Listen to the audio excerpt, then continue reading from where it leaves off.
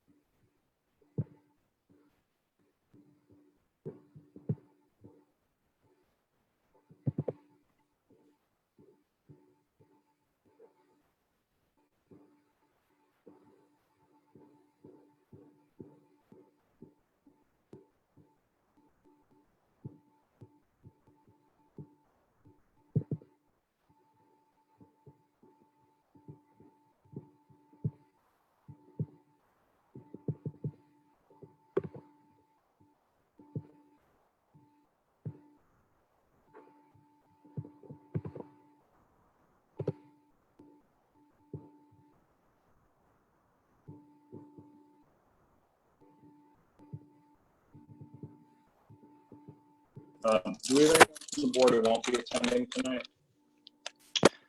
I don't know of anyone, no one's responded they're not attending. Right now we have you, just run to the list here, Hillary, Ian, Jeff, Lisa, Matt, and Steve. Let's just make sure that no one's waiting outside. Nope. So I would say probably in maybe a minute or two, you'd probably be good to go ahead and get started, David. We have set ourselves to live, so the participants, attendees are able to start watching now, and then you can begin the meeting when you're ready. Okay, so we have seven board members on. So we have a quorum. Yes. It looks like Larry is joining right now. There Hi, he everybody. is.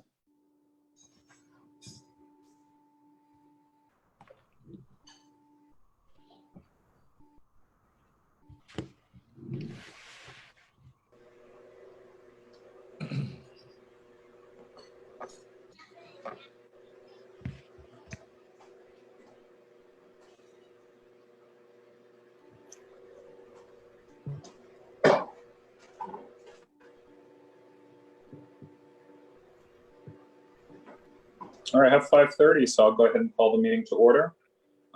Welcome back to all. I hope everyone had a good summer and has you and your families have stayed healthy and were able to find some ways to enjoy this kind of interesting and unusual time that we live in, and to take some time for relaxation and get away from work and our Zoom and our computer screens. Tonight's meeting is going to be mostly updates. We don't have actually any major action items, which is unusual for us, but it'll give us some time to talk about some substantive issues, and also for our newer members to get up to speed on who I know have had an orientation, to get up to speed on, you know, our kind of the format of our meetings and the various reports that we see, and sort of how we analyze and process information. We're very happy to have a full complement on our board, and to be going forward with you know, a lot of I think people who are going to bring some good perspective to the work that we do. So with that, I'll ask, has anyone registered to give public comment? We did not have anyone register to give public comment, but we have provided the link in the comments on the Facebook Live feed and in Zoom. Okay. Thank you, Whitney. If there is no public comment, we'll move on to agenda item number 2, which is the approval of the meeting minutes from May, which were in our packet. We last met on May 27th. Are there any corrections to the minutes? Chair, There aren't to any. adopt Matt, the minutes from our May meeting. I'm sorry, Matt, I couldn't hear what you. Mr. Chair, I move to adopt the minutes from our May meeting. Okay, we have a motion from Matt. I haven't heard there. Second. Appear to be no corrections. Second by Lisa. Is there? Well, let's go ahead and vote on them. All in favor? Aye. Aye. Aye. Okay, I guess especially we're in the Zoom format, I'll ask then, is anybody opposed to the minute approval or is anyone abstaining on this vote? Hearing none, then that motion has passed unanimously. Next item is Chairman's report. I offered, most of what I wanted to say, which were greetings to welcome everybody back and to our new members. I'm going to ask, and I know we don't have everybody on the call, but I think especially since we're kind of in this virtual format, and even Hillary and Lisa joined our board when we had stopped meeting in person, that it might just be helpful if we went around and just kind of reintroduced ourselves, especially to the new folks. And this can be very simple, just name, and if you want to say what you do professionally, neighborhood you live in the city, and anything other civic involvement that you have, or even why you serve on this board. So I'll go ahead and start, and then we can just have folks volunteer and try not to speak over. We'll try to speak over each other. So I'm David Kaplan. I'm the chair of the board. I've been on this board about 9.5 years, and I live in Old Town, and I do federal human resources as my day job. I also serve on the Commission on Aging, and one of the primary reasons I was interested in serving on this board is that I actually have never owned a car, and so I moved to this neighborhood moved to the city very excited to be able to depend on Dash and Metro to get me where I needed to go. And over the years, have become involved in the governance and wanting to take a role in helping to run the system from a rider's perspective. Ian's popped up on my screen, so maybe I'll ask him to go next. Oh boy. Ian Greaves, I am the comptroller at the City of Alexandria. I have been on this board for about 2 years. I have a keen interest in transit. I was a past employee of WMATA, and I am happy to serve on this board and just to do another role and fulfill another role at the City of Alexandria. Thank you, Ian. Who wants to go next? How about Matt? Thank you, David. I'm Matt Harris. I'm currently serve as the chair of the city's Human Rights Commission, president of my HOA, and in the daytime, I'm a lawyer for the Teamsters, where I'm assigned to work in transit and transit-related areas. So thank you. Okay, and then I have, how about Hillary? Hi, good evening. My name is Hillary Orr, and I am the Deputy Director for Transportation with the City of Alexandria. So my team is the liaison to Dash, and we coordinate with all things stops, routes, funding, grants, all of those fun items. Okay, thank you, Hillary. How about Larry? I'm Larry Chambers. I live in Central Alexandria in the Clover neighborhood. My interest in Dash is personal. I've been a rider for the better part of a decade here. My family kind of like sort of been mentioned, we're not very car dependent. We've got one car, a family of 6. My primary mode of transportation to work and often to other functions is via Dash and Metro, as well as VRE, and the occasional rented scooter. So I've got a vested interest in how transit works in this city. My day job, I'm a communications professional in the aerospace industry, and I'll pass. All right, thank you, Larry. How about we'll go with Jeff next? Hey, good afternoon. It's Jeff Bennett. So during my day job, I'm the Associate Director of Transit at the DC Department of Transportation. Also volunteer as the President of Conference of Minority Transportation Officials. I've been a part of DASH, the dashboard since February of 2019. I'm interested in all things transportation, and I live in the Seminary Hill area of Alexandria. Thanks, Jeff. Jim? Everybody, Jim Kapsis, live in the Delray neighborhood of Alexandria, entering, Matt, is it year 2? I can't, the months and the days kind of Seems are all like blurred year together 10, in this, Jim. in this, Year in this 10. COVID Year world 10. that we're living in. And I run a small advisory firm called Ad Hoc Group that works with climate tech and sustainability startups and other corporates that are focused on sustainability and climate change, and was formerly the chair of the Environmental Policy Commission for many years in the city before joining the DASH board last year. All right, thanks, Jim. We'll go to Lisa next. Good evening, Lisa Henty. I serve as the Assistant Director for the Office of Management and Budget for the City of Alexandria. I live in the Fairlington area of the city, and been with the city 3 years, just joined the dashboard, and my obvious area of interest is learning more about not just the DASH budget, but also WMATA and all things in the region related to transit. Thank you, Lisa. And how about Steve? Thank you, David. Steve Kleist, been with the dashboard for a little over 7 years now. One of the roles I also serve as the representative to the Transportation Commission by DASH, where I served as both a commissioner as well as the chairman. My current role is with the federal government. I serve as the executive director of the U.S. Chemical Safety Board. The bulk of my career, though, of a 45-year career, has been in transportation of various types, mostly surface transportation and rail, where I serve mostly operations and safety training, or safety and other types of issues related to that, including operational training, and also spent 10 years with the National Transportation Safety Board, where accidents in all modes of operation, particularly that in the railroad area. I'm a resident of Cameron Station, and David, I'll turn it back to you. Thanks, Steve. And so now I'm going to ask our new board members. For some of us, this is the first time we're getting to meet you. If you want to go ahead and introduce yourselves, we'll start with Linda.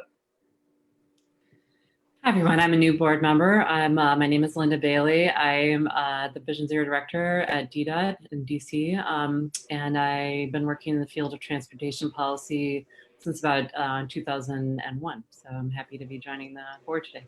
Thanks. Thank you, Linda. And Ajaysha. Hi, it's Ajaysha. Ajaysha, okay. Yeah, Ajaysha Thomas, new board member. I live in the West End. I work in local government, and I used to work on the federal level on transportation. Welcome to both of you. We're very pleased that you're with us.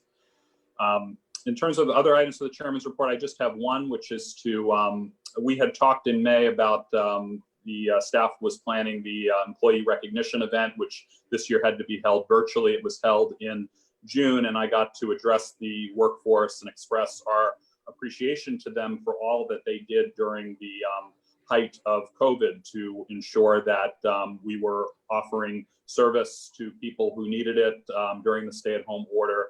And we know that there was risk and sacrifice that they made in order to ensure that the system continued to run. And so I had some remarks where I expressed our gratitude and appreciation to them on behalf of the entire board. There were also awards that were presented to employees, and it was hard to believe most of these awards were for outstanding work during the WMATA shutdown. Everybody remember that it ended just a year ago, and this was the first time we had an event to recognize employees for that. It was great to learn more about some of the creativity and innovation and ways that our workforce here went above and beyond to provide that shuttle service. So I was glad to be part of that. Otherwise, it was a fairly quiet summer. We'll move on to the TNES report from Hillary. Hey, thank you. I'm just going to start out with a a quick update on the Potomac Yard Metro Rail Station. If any of you have been out that way, you'll see that there is a lot of active construction going on. The contractor is still working toward their final site plan approval, working through that with staff. The project's been broken out into a number of different phases so that we can continue construction in a timely manner. So that's going on out there. And then last night there was also a lively debate at City Council about the renaming of the station to from Potomac Yard to Potomac Yard VT for the Virginia Tech campus, and they deferred making a decision on that until the second legislative meeting in September. Just North Potomac Yard in general, the development is moving forward. Specifically, the part of North Potomac Yard that has been selected by Virginia Tech for their innovation campus. Staff has been working with the developers to approve the CDD concept plan, and the infrastructure plan is also going through staff review at this time. There's also 7 different buildings in Potomac Yard that are coming in for development special use permits. So there's a lot of activity happening there progressing at a really nice pace for that area. In terms of a WMATA update, kind of as expected, Metro ridership has decreased over the past few months, but WMATA has been working to increase both their bus and rail services closer to pre-COVID levels. So rail service is back up at about 90% of what it was pre-COVID, and bus service is back up at about 75%. So during this time, they have kind of taken advantage of the limited service to get more of their station work done. You all remember our platform improvement project last summer. Some other jurisdictions have been going through this this past summer. The Silver Line portion reopened on August 16th. The Arlington Seminary and East Falls Church stations reopened on the 17th. And there are plans to open the Vienna and Dunloring stations today, although I have not confirmed that those actually opened or not. But WMATA has been working to do a lot of safety upgrades during this time. In terms of funding updates, one thing of note is the NBTC Commuter Choice Program. This has been heavily impacted by COVID as it's funded by toll revenue, and there's not a great need for tolling and express lane tolling right now, as the traffic volumes have been way down. In the spring, approximately 10% of the budgeted income was received for the I-66 toll lanes. So for the I-66 program, Alexandria didn't actually put forth any projects for that particular program, but we did put forth projects for the I-395 program, which we successfully received funding for the AT1 and AT9 enhancements. So really the one thing to note here is that NBTC is looking at proposing a stricter set of guidelines for the next call for applications. So for the I-395, this will likely be in November, and projects will be due in January. So hopefully we'll be able to continue some of the funding that we've received through this program. But as with kind of all funding in the state right now, it's going to be more of a challenge to get this money, as the revenues are a lot less than was projected. Which leads me to the next funding update along the same lines is our Department of Rail and Public Transit. Right now, the DRPT is predicting that the Commonwealth Transportation Funds will decrease by approximately $750 million over the next 2 years. So there's been a lot of uncertainty regarding resources. There are projects and grant funding applications that were submitted last year that have not moved forward because of this uncertainty. So the Commonwealth Transportation Board hasn't actually passed their 6-year plan. Usually this takes place in June, but because they weren't able to have a public hearing, they had to postpone this. But they are planning on having this hearing on September 15th and 16th, and hopefully approving a full 6-year plan. So that's for FY 21 through 26. Part of this is, we get some operating assistance for local transit and WMATA through the DRPT funding. The way they're doing it now is kind of approving 1 quarter at a time. So we are looking forward to September 15th or 16th and hoping that they will provide the operating assistance at the same level as last year for this quarter. So with that, I'm happy to answer any questions about those items the board might have. Hey, Hillary. Question? Yeah, one question with the CDD concept. Is that a coordinated effort between Arlington and Alexandria, or like a public partnership? The CDD is fully within Alexandria. So that was approved by Planning Commission and City Council already, and that is the portion of Potomac Yard. It's basically the shopping center and the movie theater portion of Potomac Yard. Thank you. Hillary, I wonder, not an item that was on tonight's report, but there has been some press, and Alex now, about the King Street Metro Improvement Project and some significant delays. Well, I know that Tina, I know it's project implementation that's actually in charge of that project. There didn't seem to be a lot of kind of transparency, at least in that article from the city, about kind of what the causes of the delays were and if there's going to be any further pushback in that project. Is that something you could include in the October report, just so we can get a sense kind of what the new schedule is and kind of when things will be returning to normal there, especially as commuters start to use that station again? Yeah, absolutely. I can provide more information in October. Okay, thank you. Any other questions for Hillary? All right, we appreciate the report.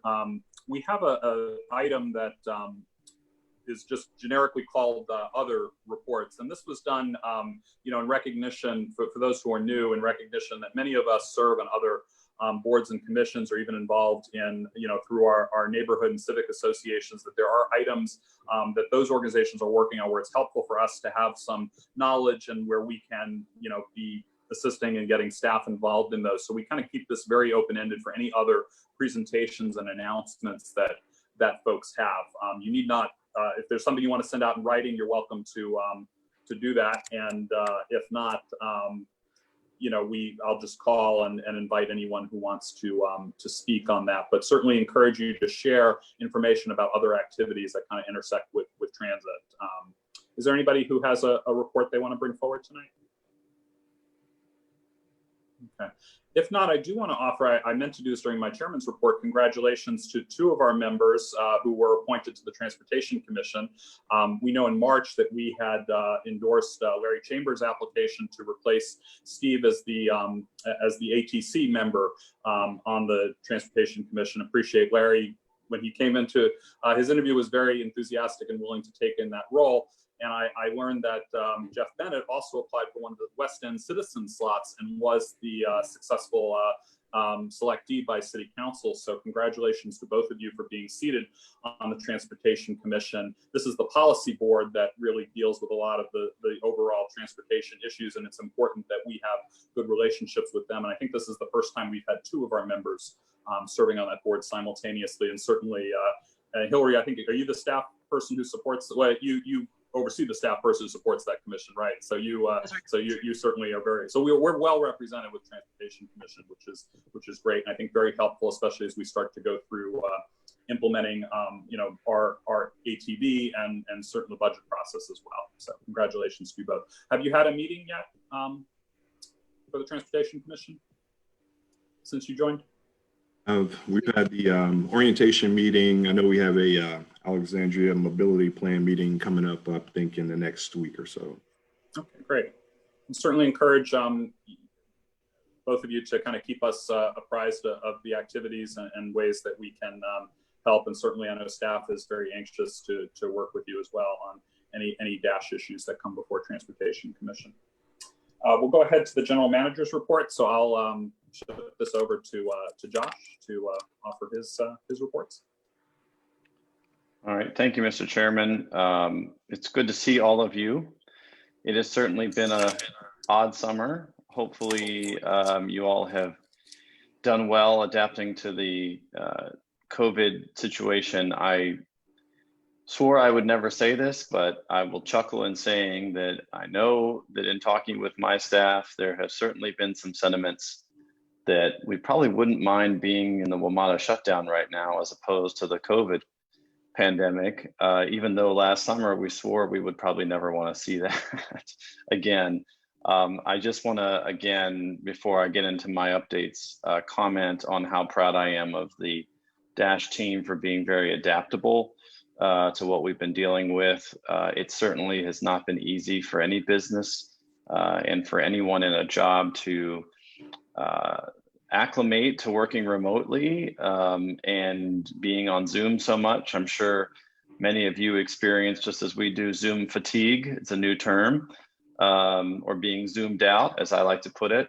But whatever the case is, I know that our team has been working hard to continue to be productive, even though it is challenging in these trying times. So good to see you all. I'm glad you're safe and had a nice summer. My report will include a number of good news items, which we can all use this year, and just updates on regular ongoing projects. As the chairman noted, I don't have anything that you'll need to take action on this evening, but certainly you're more than welcome to interrupt me. If you can't chime in, just raise your hand and I'll try to keep an eye on the Zoom window so that I can give you the time to pose your questions or comments on any of these update items. And the same will apply when my staff are updating here in a few minutes. These are in no particular order, but certainly one of our most proud and one of our most exciting. For the gentleman you see on your screen there, Mike Nixon, recently retired. In fact, I think it was last week. We gave him a wonderful send-off, COVID style, as one might call it. Mike drove his last route on the bus of his choice. It was an older model bus. He got to drive his route. He received a supervisor escort on his last trip. Was escorted back to the office where he was greeted with a water cannon from the Alexandria Fire Department pulling into the garage. So he was really thrilled and we were really proud of him and happy for him. It's a hard time to retire, and certainly we would love to show our appreciation to him in the future by way of a party and certainly a board recognition, as we've done for people of Mike's stature who have retired. He's 36 years. He was one of the first drivers at DASH. He was there on day one. So he's been there for as long as DASH has existed. And just really has an exemplary service record. So you will see Mike again in the future. I understand he's dipping his toes into real estate, which is exciting and adventurous in these challenging times. But last I heard, he was going on a road trip, and so he's not in town as far as I would know right now. Earlier in the pandemic, we did have another long tenured employee, Diane Roche, retired, and so we'll bring both of them back for a little party whenever COVID is over. The second update, oh, sorry, go ahead, Larry. Hey, I just want to say, there's a lot of discussion in Alexandria about renaming public landmarks, roads, schools. Just generally for this committee, people like Mr. Nixon and Ms. Roche, who have given so much to Alexandria, are really people who we should be raising up to potentially be these names that we start to see as we examine these places in Alexandria. So I just wanted to just point that out. These are the people who have really contributed and given so much to our city. For sure. Thank you, Larry. Yeah, we're very proud of them and it's meaningful. I will certainly pass along your comments as well. And I hope, like I said, to get him back to the board when we're meeting again in person, whenever that happens. Who knows? Maybe he'll be wearing his realtor's outfit at that point. Who knows? The second item here I have is many of you would have been familiar with Kelly, who was serving as our board secretary on the onset of the pandemic. She was with us through a staffing agency, and she had some health matters that she needed to tend to, and so she left her position at Dash during the summer. As far as I know, she's doing well, just it wasn't something that she could keep up with at this point in time. So we wish her well. We've gone ahead and decided to recruit permanently for that position. Oftentimes we will staff that with temporary positions until we get to a good point to staff it permanently. So we are in the recruitment process right now, and by next meeting, we'll hopefully have a person seated and be able to introduce them to you. And they will become a resource for you all, as well as in the past Fatima was and Kelly. In the interim, please feel free to direct any communications, questions, comments directly to me. Also, Joseph Kwanzaa, who you will often hear from via email. He is the office manager and supervises our administrative support team. He's certainly at your available to you as a resource if you need him. So please don't hesitate to reach out to either of these individuals, or either him or myself, that is, if you need anything. It goes without saying, the biggest challenge this calendar year has been the COVID-19 pandemic and the challenges that go along with it related to our levels of service. I will just, I'm going to be very high level about this. Martin Barna will talk a little bit later about the service restoration plan and the modified service plan that goes into effect September 15th. But and he will also show this chart. But I think it's a helpful chart to kind of just see the magnitude of the impact that the pandemic has had on Dash. The light blue line being the ridership, weekly Dash ridership, in comparison to the dark blue line, which is the level of service we have been providing. And what I think is notable here is that along with our other responses, such as our mitigation techniques to avoid the spread of the virus, our response techniques in regards to our passenger safety, and our techniques in mitigating and managing communications and other factors that come along with this pandemic, has been the planning side of things, which is what levels of service to have on the road, when and where. And what you can see here is that our levels of service have largely correlated to the changes in ridership. And you'll notice, as Martin will talk about later, that light blue line sort of making that gradual movement upwards. You'll see the dark blue line, we are still above that trend in the sense of the percentage of service we have on the road. But we are coming to a point, I think, in this pandemic where we are starting to work through what do we bring back, how and when. The first step, of course, will be the September 15th service plan, as well as the ongoing process internally about when staff return to the office and in what capacity. I will note in this that fare collection is still suspended at this point, and we are working through a procurement for our driver barriers. I may be a little off on the order of my presentation, but Zoom does not let me see what's next on my slide here, so forgive me if I talk over myself. But it's important to note, related to the service going on the road, that we are in the process of procuring barriers that will help to protect operators from vapor particles that they might potentially be exposed to in the event that passengers board through the front door.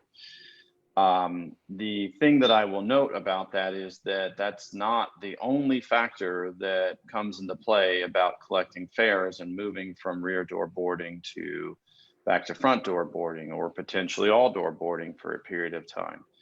And the board, although not being asked to make any actions tonight, in future meetings, we will continue to talk quite actively about the issue of fare collection, when, how, and in what capacity to reinstate that. I want to commit to you all that you'll be a part of that conversation.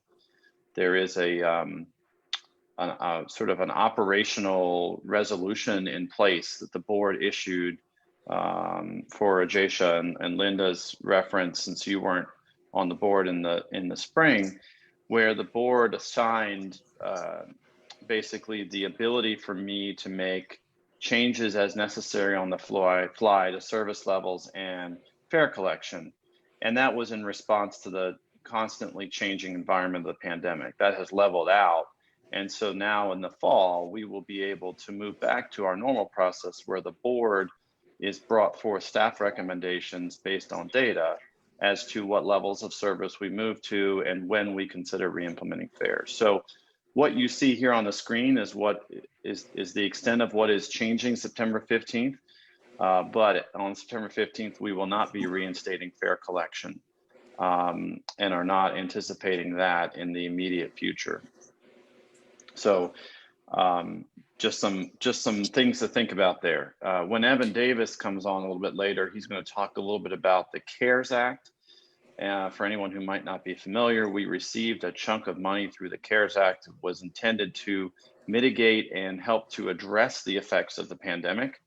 Some of the examples of things that that's being used for, Evan will update you on, but it's been primarily for us used to replace fare revenues, which it does, and then some, and then also to pay for mitigation efforts, from cleaning the buses to cleaning the facility to bringing on temperature check staff to bringing on additional cleaning staff, and including reconfiguration of some of the interior spaces of the building. One of the things we're working on right now is setting up workspaces that are capable of being closed, even if you work in a common area, to help reduce the risk of particle exposure.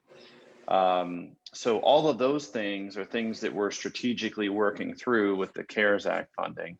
But as I mentioned, Evan will be able to talk a little bit about the projections of that funding and how long that will carry us. I will simply say that we are in no immediate dire straits or situation under which we're going to struggle because we're not collecting fares. However, it is anticipated we will have some challenging decisions to make in the coming fiscal year, along with the city, as we all start to see how things shake out and where revenues start to come back and in what ways.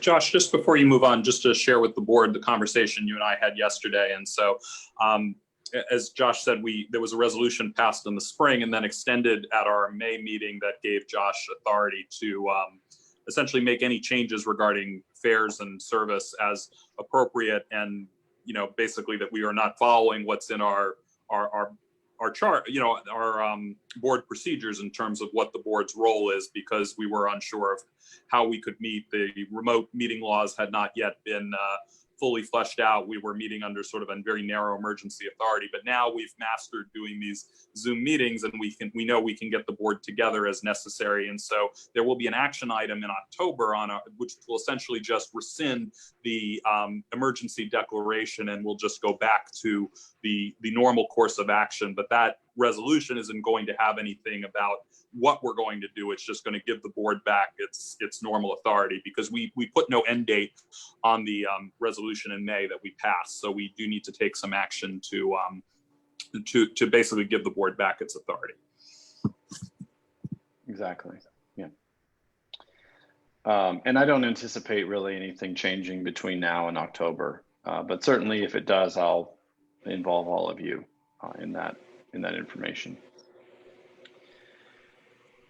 The next item, again, know that we'll come back to a few more COVID-related updates in my staff's reports here in a few minutes. The next item here is that Caitlin, who you all have heard on these calls, and Whitney, who worked together to help make this meeting possible. I want to thank them again for their hard work. You're probably hearing from Caitlin when she's setting up the meeting and she's managing the back end of this.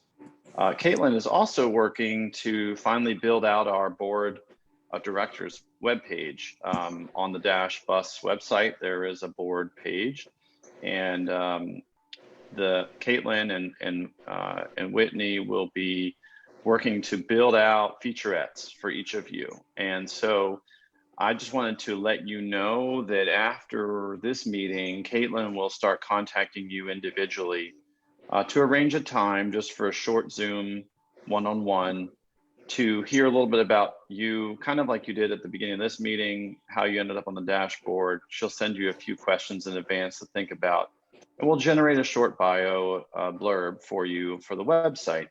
In addition, we've been ramping up throughout the course of the pandemic our communications with our riders through our newsletters and our weekly communications with our workforce. And so it would also be nice to feature each of you over time, a little more in-depth history of who you are, because oftentimes our workforce doesn't get to see or hear much about you, and you all serve in a volunteer capacity on this board. And I think it would be meaningful for them and our riders to have a little bit better sense of who you all are. So just wanted to let you know that so that Caitlin can start reaching out and working with you on your schedules to find a few minutes to sit down and interview you. The next item here is related to our electric bus program. This is some great news as well. We're excited that our first 3 electric buses are at Dash. They have been built and delivered. And we are excited that we are anticipating being the first transit system in Virginia to launch electric buses funded through this Volkswagen Mitigation Trust program. There is one electric bus program that's a little bit ahead of us, but it's coming from a different funding source. So they were probably ahead of us just in that nature in the system. So we may not be the first ones to have electric buses on the road in Virginia, but we're certainly going to be the first ones to get this program rolling. And this is a very important one for the current administration. The governor's office has worked closely with the Secretary of Transportation, DEQ, DRPT, which is the Department of Rail and Public Transportation, have all been very, very supportive of Dash and our efforts and our commitment to moving towards ZEBs, as they're called, zero emission buses. And so we are looking right now at a unveiling. So more information will come to each of you. We hope that all of you will be able to attend. It will be outdoors in front of City Hall, socially distant protocols in place. But we're going to have an opportunity for the governor to come to Alexandria and join all of you, as well as our local elected officials, hopefully the Secretary of Transportation in Virginia, the Director of DEQ, and various other parties that are involved locally. So we'll be working to kind of develop that list, and once we've sort of secured the governor, then we're going to start working on the other attendees list. Yes, Jim, I saw your hand up. I'm just going to say it's very exciting, Josh, and those who know me know that I've sort of focused very heavily on this issue from day one on the board, and I'm just really pleased with the process. Josh and I had a call earlier today in advance of this meeting, and he gave me some of the updates. And despite the pandemic and everything else that Dash is dealing with, has continued, has kept focused on this transition and using the sort of situation to kind of experiment and keep moving forward. And I just think it reflects so well on Dash and also on the city to be a leader here on this issue. So thanks, Josh and the team, and Ray and others I know that have been so involved here, and excited to have these leaders, the governor and others, come and celebrate the progress that we are making. And I think it's safe to say, Josh, correct me if I'm wrong, that I think we're the leader at this point in the Commonwealth when it comes to electrification of our fleet. I'm not sure anyone else is even close to us yet, although maybe someone else has caught up since the last meeting. Well, I think you're right, Jim. First of all, thank you for your kind remarks. I appreciate that. We appreciate the support of you as well as the rest of the board. And and the EPC, who we've worked with locally to garner the support for this. But to your point, Jim, I would say that we have consistently been recognized within Virginia, and still to this day are the most, we're the farthest along, and we're probably easily the most committed and the most, we have the most comprehensive program. Some of these other systems that are putting buses out there, these are one-offs. And I think that they're sort of more experimental, whereas we're really committed to moving this. It's a matter of figuring out how, right? And I think that's been a differentiating feature for Alexandria. So more to come on that. Yeah, go ahead, Larry. Hey, I'll just add fantastic news, and just in that vein, the fact that this is really big news. So just ask that once we've got a better sense of a date, attendees, what the ceremony will look like. Appreciate it if you could update the board on what's being done to promote this in the media. I think this is a bigger than even just a regional story. I think there's real opportunity here to promote the fact that Alexandria is such a leader in this regard. For sure. Yeah, thank you. We want to make it as big as we can, considering the pandemic situation. And in fact, to an extent, for Larry and some of you who may not be familiar, there's an underground world of bus people out there that love transit and love transit buses. And one of the things that our team worked on was actually covering up the vehicle. They're in line with our normal look, but they have unique features about them and unique design elements that our team internally worked to really make them pop and see that they're fully electric. And so we've actually had to cover those like you do when you're building a car, so that we don't have people out there taking pictures in advance of our grand unveiling. So we're excited that when we unveil the buses, it will actually be the first time that they're seen on the streets of Alexandria, even though we're going to have them out there testing and in advance of that event. I love that. That's great. Thanks. So the other piece of this update here, before I move off of electric buses, and I'll certainly see if there are any more questions, is the component of the charging infrastructure, as well as the ongoing infrastructure plans to support an electric fleet. Many of you may recall that we have an implementation plan process that is ongoing.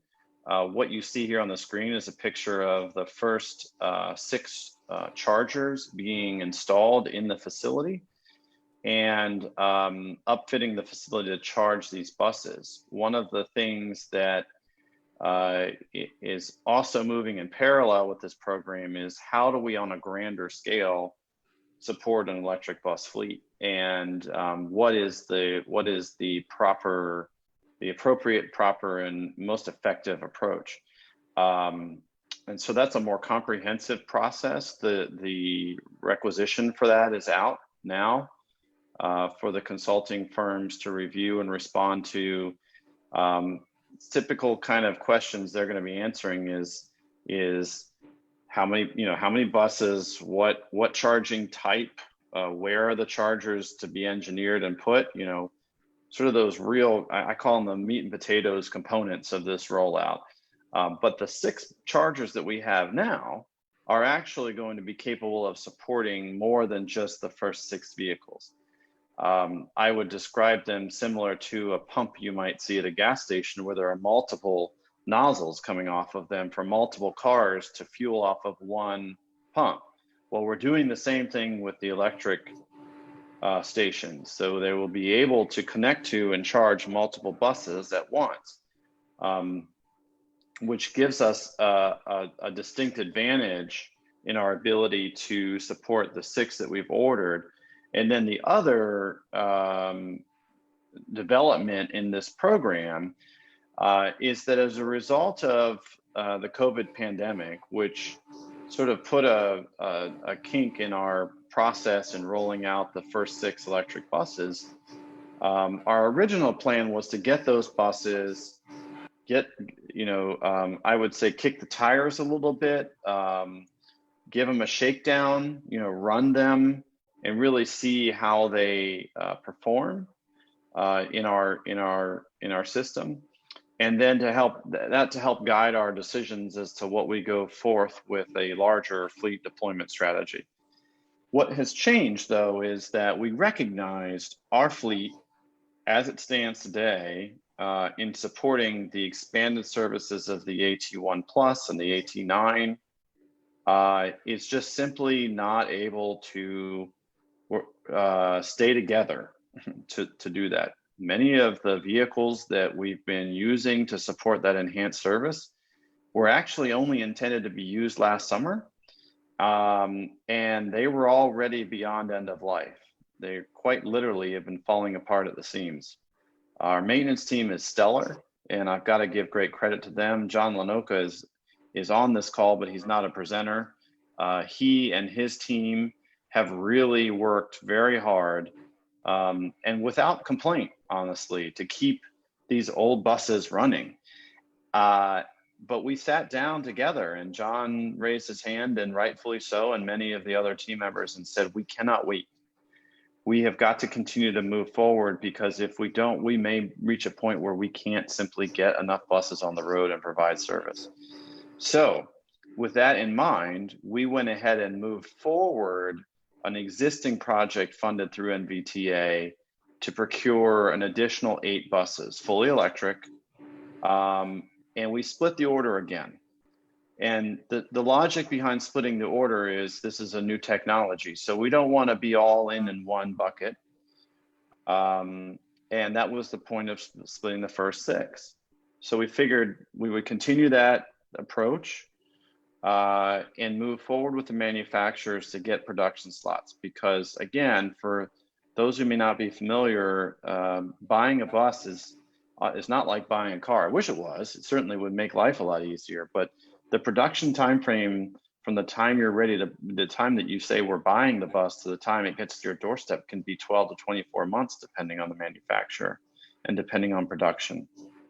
So with that in mind, we went ahead and advanced that order of those 8 buses.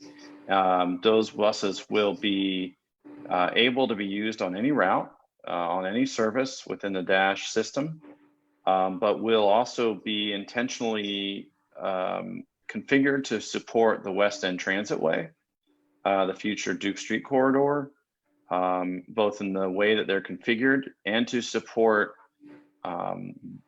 different charging technologies. So the last thing I'll say here, and then open up for any additional questions, is that when we build these buses, they are being built with charge ports to be charged at the depot. They are also being equipped with receiver equipment for charging on the street, so that potentially if it came to that point during the implementation plan that we went the direction of an inline charger, whereby a bus pulls up to a bus stop, is loading or unloading a passenger, and during the course of that time, an actual device from an arm above comes down and touches the bus and charges it to keep the battery charge appropriate. These buses are capable of that. And the strategy going forward will largely be informed by the plans that come out of the implementation plan and the previously completed feasibility study and whatnot. So a lot of great progress here. It's a little different from our original plan, but that was a modification to our plan on the basis of the reality of what we're dealing with and how we had to operate in. So I'll turn it over to Ian. I see your hand up. Ian, go for it. Hi, thank you. Congratulations again on this accomplishment.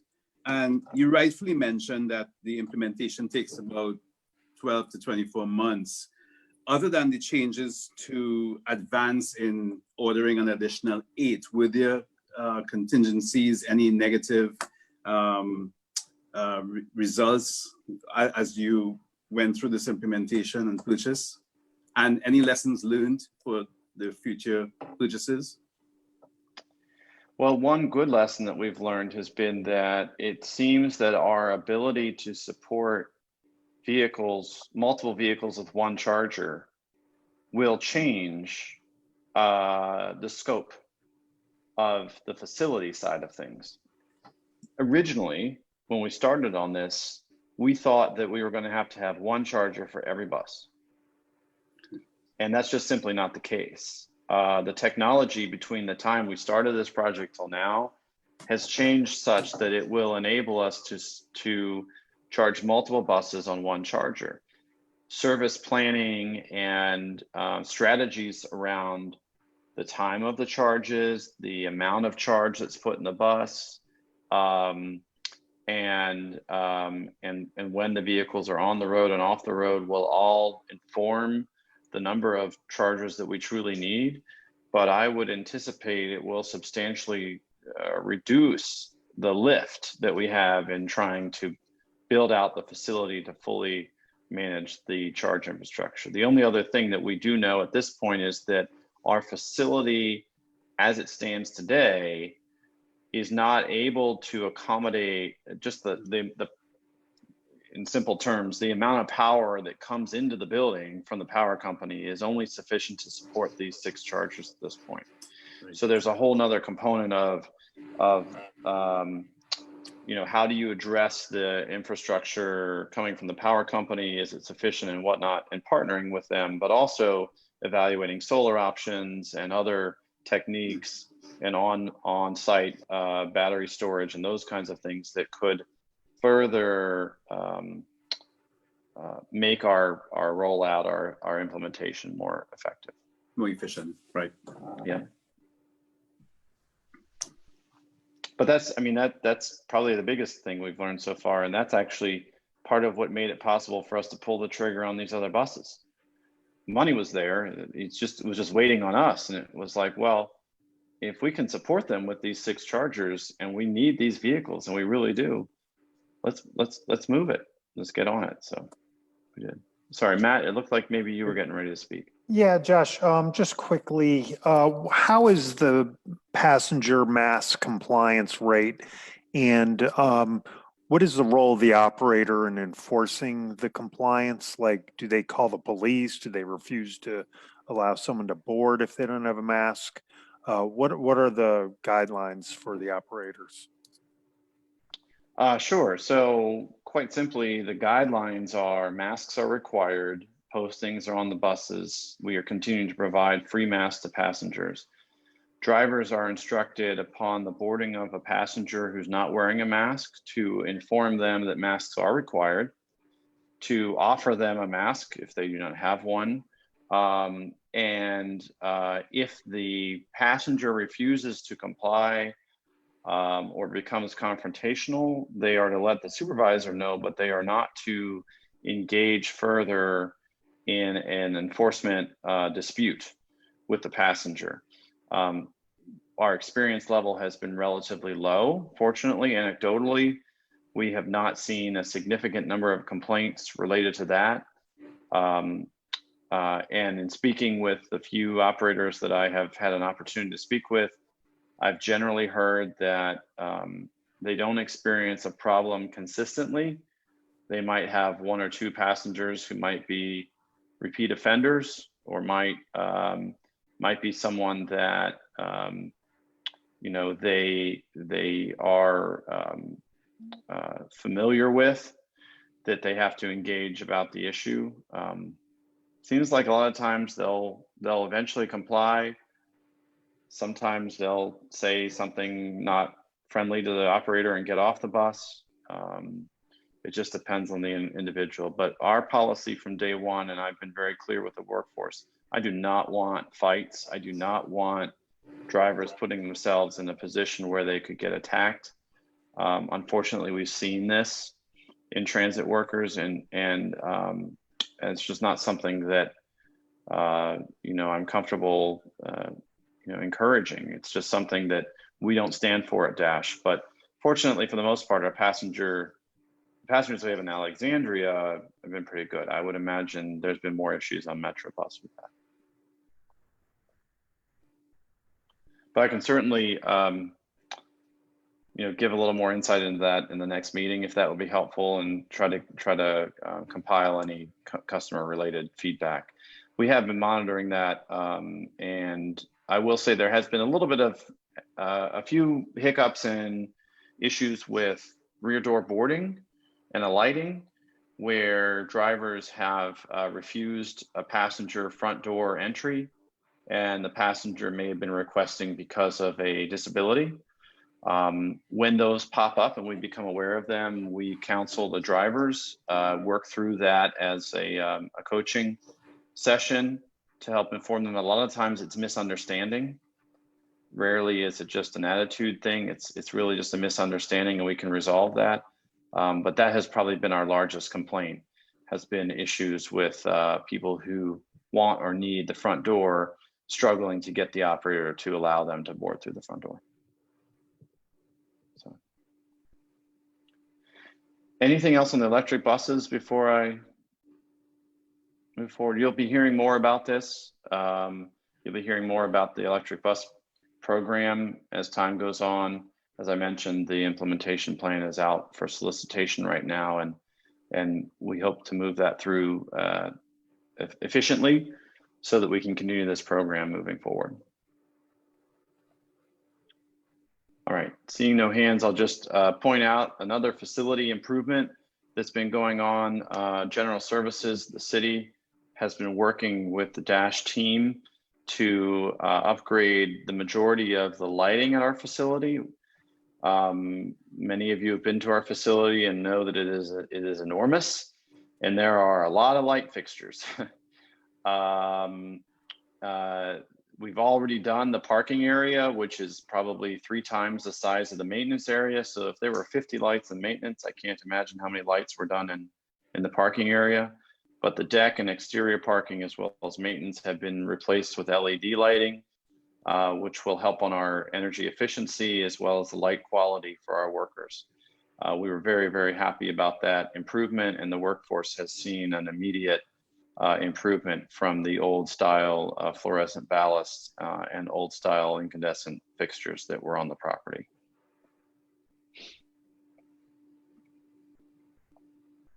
Just any last questions before I move on? My last item, sorry, Steve, I see you. Josh, yes. The lighting project, and thank you for taking the initiative on that. And I see we have a $56,000 investment. What do you envision the annual savings to be? Could you translate that 62,000 kilowatt hours to an annual expense? I didn't mean to put you on the spot if you don't know, but I didn't know if that worked into the. Yeah, I can certainly try to get it to you. So this has been coordinated through the city's general services, and Ray is on here. I don't know if Ray had heard anything, but Bill Egger, his team, who is also working with us on the electric bus stuff, is responsible for a lot of these projects in the city, and he may have some anecdotal numbers. Ray, did he ever mention anything related to efficiency in that manner? Yeah, the 62,000 kilowatt hours annually translates to about $7,000 of expense savings for energy. Okay, thank you, Ray. Yeah. And this was funded through the city's general services facility programs. This was, so. All right, the last item I have before we move on to the financial updates is something I spoke with the chairman about this, and he requested that I relay this to the board as something to think about. We're not asking for action, just interested in any feedback tonight or in the future related to this concept. Since I joined Dash just a little over 3 years ago now, there were quite a number of people on the board who had a significant tenure. The chairman had been chairing the board for many, many years.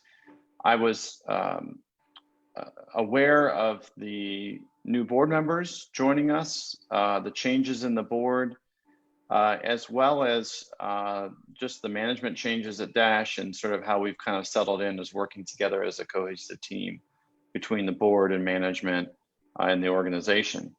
And I wanted to propose the board consider for possible late spring, COVID dependent and dependent upon your interests and what you all would like to see, setting up a strategic retreat that would be a committed time to bring the board together with a facilitator who is very familiar with DASH, who actually has been very, very effective in working with our management team on strategic planning, management development, coaching, and communication styles. So I'm confident she would be highly effective at such an activity. It would not be a waste of time. But I wanted to just mention that this is something I would encourage the board to think about. There was one done since I got here. It was right after I got here, but there are a number of board members here who weren't here at the time.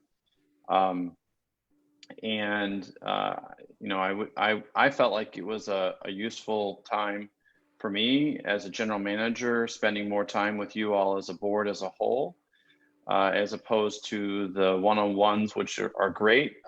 But the board meetings, as you know, they're very business oriented, and we have to get back to what we have to get back to. So I would certainly also offer the chairman, Mr. Kaplan, if you wanted to also make any remarks related to this, but this is something I wanted to throw out there as an opportunity. If the board is interested, we will certainly pursue it. Fiscally, we have the funds in place to accommodate this. The cost associated with this, contingent upon the board's interest, but I'll let you, David, weigh in on any thoughts. Sure, thanks, Josh.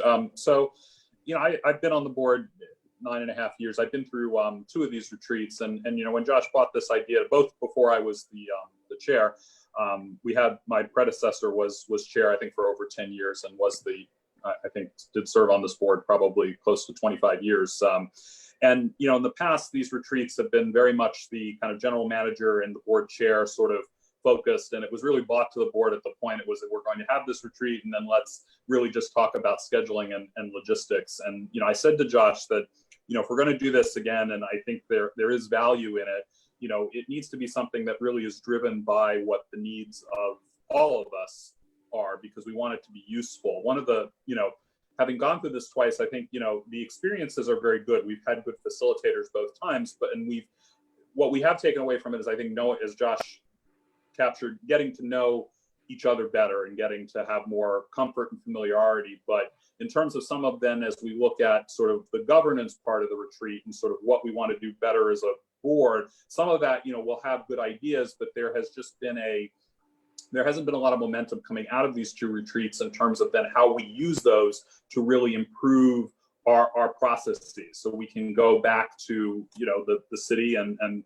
our riders and look and say, this was a good use of funds for these reasons. So that was something, you know, I very much expressed to Josh that I want to make sure we bring in a facilitator. We have a plan to make sure the areas that we identify and that we cover really then are incorporated, and we can look at, these are the improvements that we made to our process. But I really, you know, did not, now being in the chair position, said I didn't want to be the one to kind of sign off on this. I wanted everybody to have a chance to really weigh in and think about, is this useful?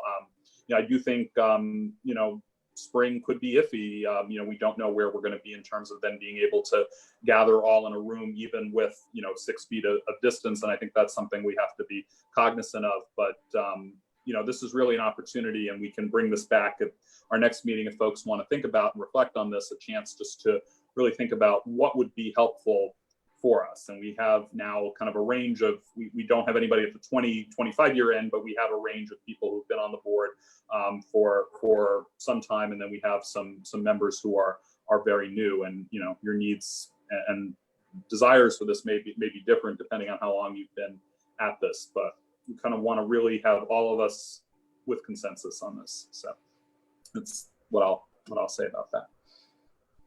Yeah, and I would just offer, yeah, I was just going to say, I would offer that you're all welcome to take this, send me email comments. I'm happy to compile those. We can also just have it as an agenda item.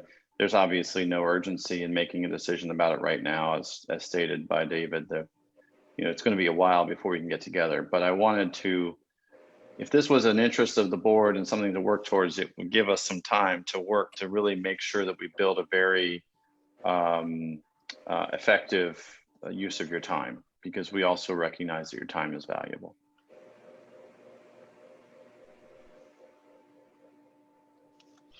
Okay. We can bring this back in October. Yeah. Get some more thoughts on it. Thanks, Josh. So, Mr. Chairman, that's the extent of my reports. I'll just pause to make sure there aren't any withstanding questions. Not seeing any hands. If it's okay with you, I'd like to turn it over to Evan Davis, our Director of Finance, for our financial reports and updates. Good evening, Mr. Chairman and members of the board. The financial reports begin on page 8. As always, I'll go through these at a fairly high level, but please just stop me if you have a question or would like to hear more about anything in particular. And my report tonight really has 2 parts. We have financials for June 2020, which is really the year end for fiscal year 2020. And then we have the first month of fiscal year 2021, which is July. And really what I have to say about that is focused on the forecast for the year. So taking a look at page 8 in the board packet, what I had on this report is that our final bottom line, if you will, the change in net position was about $80,000 in the positive. I ran these reports before we had gotten final certainty on one issue with the city, which is that we were able to transfer another $100,000 worth of cost related to pandemic response. So the cost for enhanced cleaning of our buses and our facility and supplies and PPE, that was able to be covered by FEMA and CARES Act funding available to the city as a whole. So our final net position is actually about $176,000 to the positive. So that was a good development and change after these reports were run. And just taking, reflecting on the year with everything that we've gone through in terms of the revenue loss during the platform improvement project at the beginning of fiscal 20, and then not receiving hardly any passenger revenue at all in the fourth quarter of this fiscal year. I think it's a pretty favorable outcome, for Dash to have ended us where we did.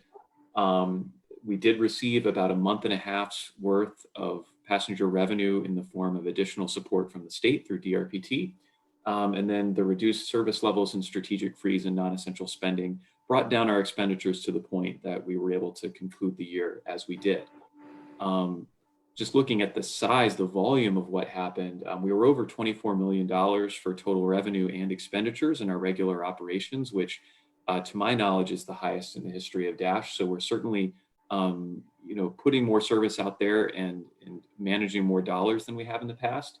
We also had another $2.7 million in grant expenditures that flowed through our accounts, most of which is the support that we have through the I-395 Commuter Choice Program for the enhanced service on the AT1 Plus and the AT9, and that's covering the variable costs such as payroll, fuel, repair parts, things like that. So this financial size of our operation has increased dramatically just in the last 2 years, from around 17 million to nearly 27 million. So that's a pretty significant change.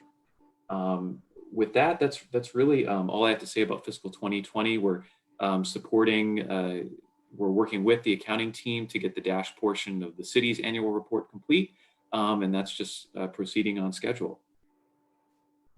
To look ahead to fiscal 21, this is our 3rd consecutive unusual year in a row. So there are a lot of things we have to keep in mind in forecasting it out. As Josh already mentioned in his report, one of the biggest of those is fare collection and when we will begin collecting fares again. Their biggest variable in that is probably when we're able to install safety barriers for our bus operators throughout the entire fleet. That solicitation is ongoing. We anticipate contract award within the next couple of weeks. We're nearing completion on that, and then the contractor, whoever it is, will do work over the next several months to get that done. And then based on the recommendation of the GM and your will as the board, we would then move to reinstate fares. Moving on to page 9 of my report, I have some numbers there, very high level estimates of the total revenue lost based on when we're able to reinstate fare collection. The numbers do assume that even when we return to fare collection, that our ridership is going to be lower, and as people make perhaps permanent changes to their travel patterns. And we can make somewhat educated guesses at that at this point, but of course, there's so much uncertainty there. So out of a $4 million passenger revenue budget, I think we're looking at a minimum of losing 2.6 million of that, but at a maximum, we could lose all of it, if we don't return to fare collection in this fiscal year.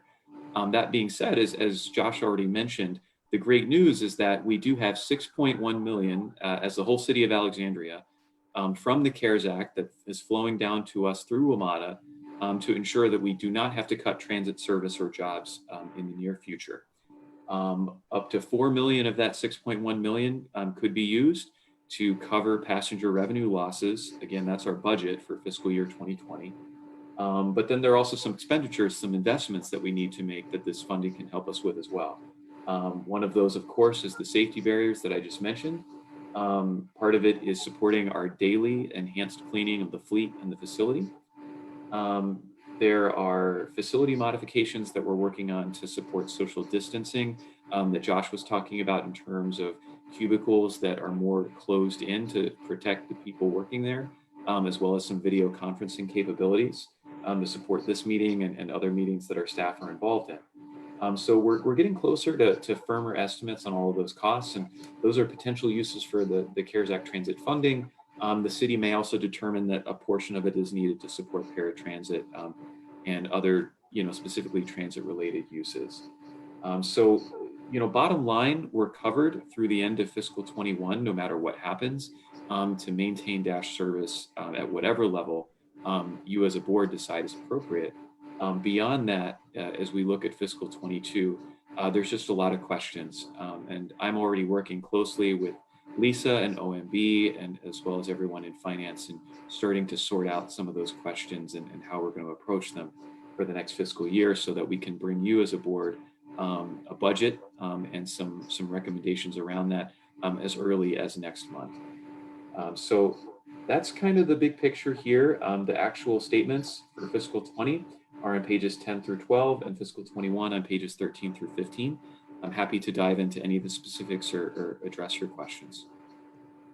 So Evan, I've got a quick question. So on your 700,000 for the barriers for the operators, is that for every bus in the fleet? Considering we're not up to, our full capacity right now, would you consider just doing it on the amount of buses that we actually need?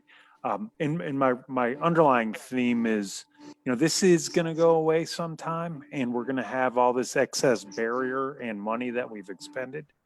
And I just want to know if that's the best investment. Yeah, thank you for your question.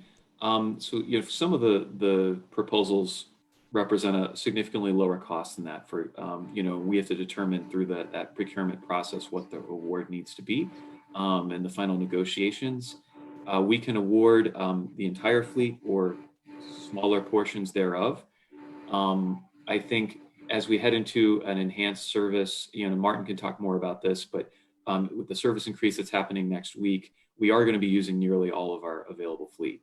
And with the spare ratio that we need to have, it's hard to pick certain buses to not equip because certain buses are going to have to cover other buses when they're broken, in needs of repair. So I might defer to Martin to give more of a detail on that, but I think operationally we would need to retrofit the vast majority of the fleet.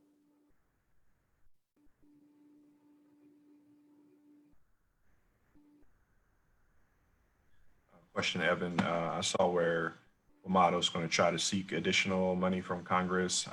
If they are awarded additional money, do you know if Dash will be eligible for another credit or TBD?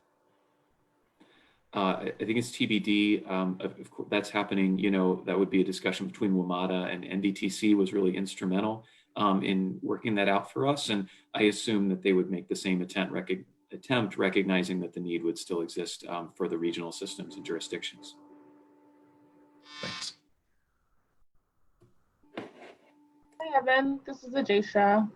I have a question in regards to, you mentioned we received some FEMA dollars. I felt like that I read somewhere that FEMA had changed their rules of what was eligible to receive funding in the future, starting soon. Like, how will that impact Dash and things that you use FEMA dollars for? Thanks for your question.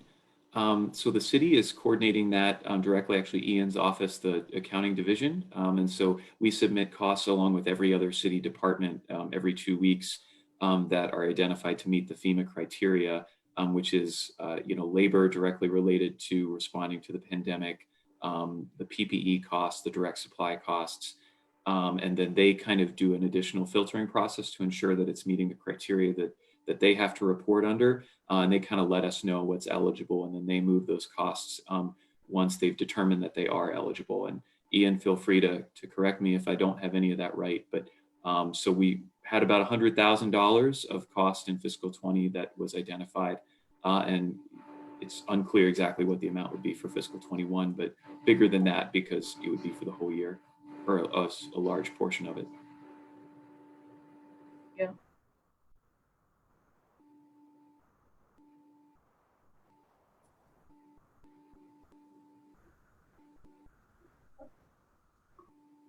See where. You're on there, Ian. Go ahead. Oh, okay. Okay, let's Yeah. see. I was just gonna say you have that just. I was just gonna say you have that just about right. But most of the concern for Dash's expenses will be covered under CARES. So I don't think there's an issue with the changes for FEMA per Adisha's question. Right. We're very fortunate, to have the transit allocation that we have.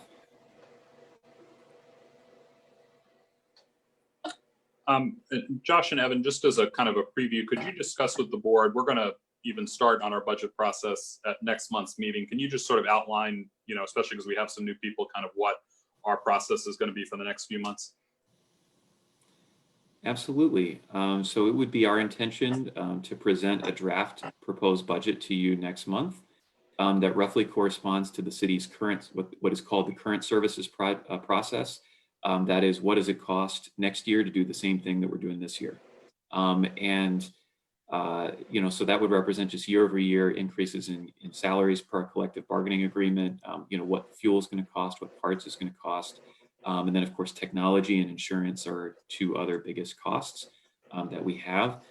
We would start to look at supplemental requests, which would be service increases, notably the Alexandria Transit Vision fiscal 2022 plan implementation, which Martin would have more to share about that. But redesigning our network, and we can present a potentially cost-neutral version of doing that, or an actual service increase version of doing that.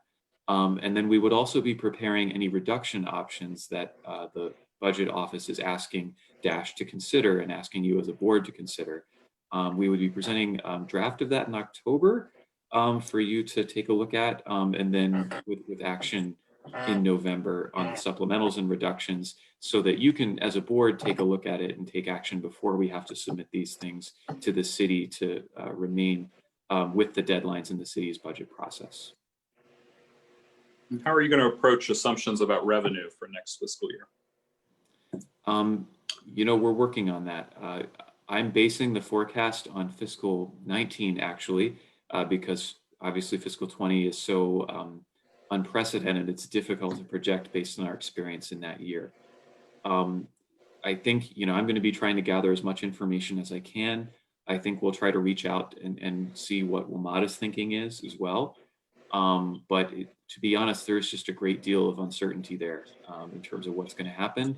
And the other piece is what is, and Lisa may be able to speak more to this, but where is the city going to be? What position will the city be in to fund any types of increases? Because there's always an increase just to maintain current service, but then any supplementals that may be involved. Yeah, Evan, I don't have a whole lot more to add to that. I think your approach is correct and in line with what the city's looking for this year's budget process. I will say that as we firm up more of our revenue estimates and get some more actuals in, we'll be sure to share those with you as well, so you can know at least when we're thinking some of our non-transit related things are going to come back online, or the assumptions that we're making anyway.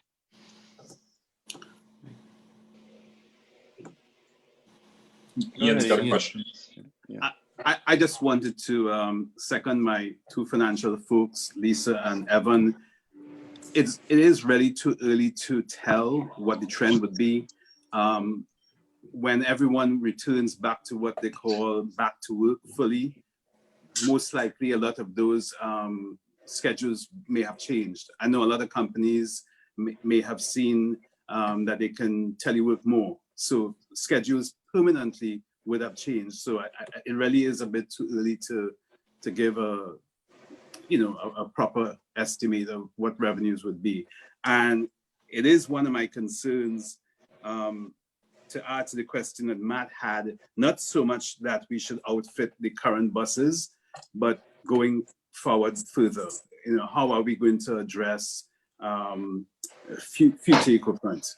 Would we need to do more spending? So this is not a financial question, but more a question for the operational folks.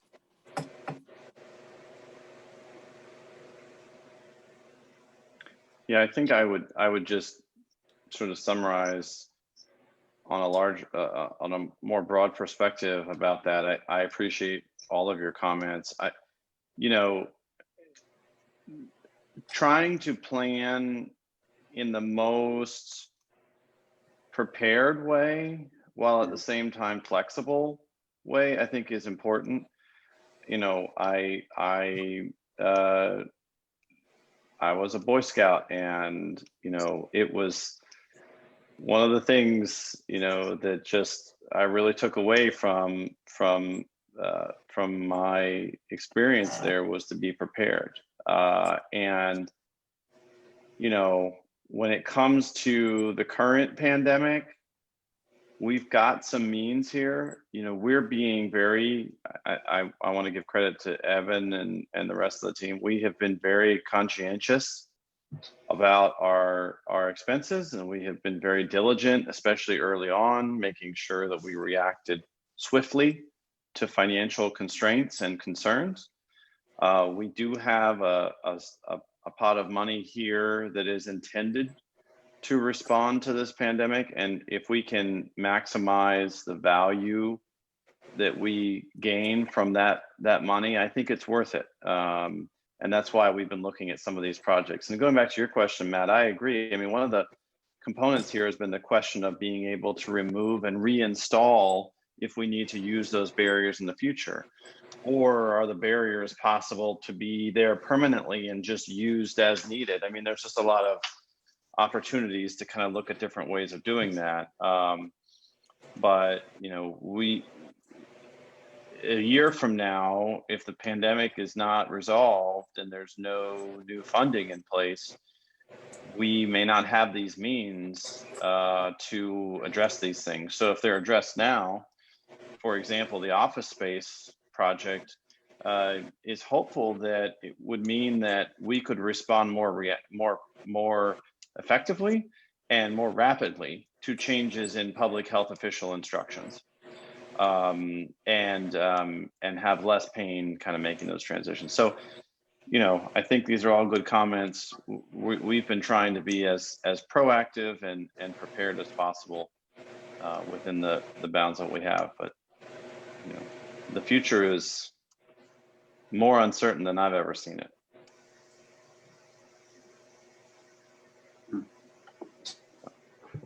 I'll turn it back over to you, Evan. Sure. Or if you're good. Yeah, the only other thing I remembered I wanted to share with you all tonight was we had some discussion of the I-395 commuter choice grants earlier. As you know, they currently are supporting enhanced service on the AT1 Plus and the AT9. It's really a significant investment. It's about $2.5 million each year for fiscal 20 and fiscal 21. It represents a whole lot of service, which before the pandemic, we were seeing 40 percentage point increases year over year in ridership on those routes. So very, very successful before the pandemic. It's our understanding from NVTC that the amount of revenue that they receive per their contract with the toll operator is a fixed amount, regardless of the revenue that the toll operator is actually bringing in. That being said, of course, we understand that anything can happen, but I guess we're kind of holding on to that hope as we approach the next round of funding for that. We're also aware that they potentially will be scoring larger capital projects a little bit more favorably. They've expressed a desire to do that to a certain extent. So we're certainly going to go in and try to secure more operating funding for fiscal 22 and 23, but there's some uncertainty there.